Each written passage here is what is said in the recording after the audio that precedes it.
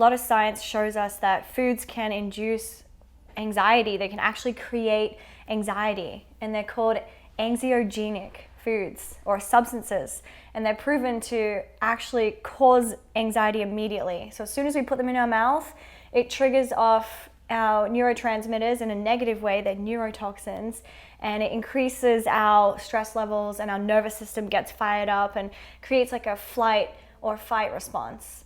So obviously we want to stay away from those foods. And now, then, I'm sure people who are watching are curious, like what foods in their home are creating that kind of effect, because you don't want to add on top of everything that's going on in the world to your, to the external environment. You don't want to add to your internal environment.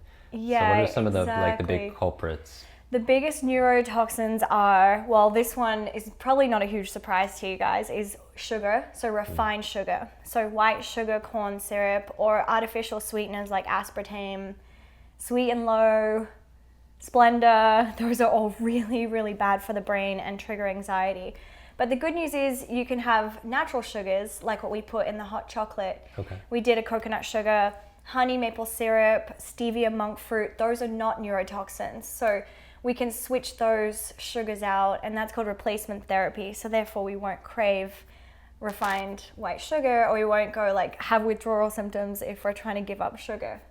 How did you come across this food and anxiety, this connection? Yeah, well, I've always done books on food as medicine because I healed myself, as we talked about in the last podcast, of a tumor when I was 21 with food. So I'm a huge advocate for food as medicine and food as power. And I really believe that food does create our chemistry in our body and our brain chemistry. And so I was talking to my publisher, and they're like, well, what do you want to write about next? And I have been wanting to write about food and mood, and food connected to depression and anxiety for many years. So I was like, you know what, this is the time to do it. And now, because of this year during the pandemic, anxiety stats have gone so crazy.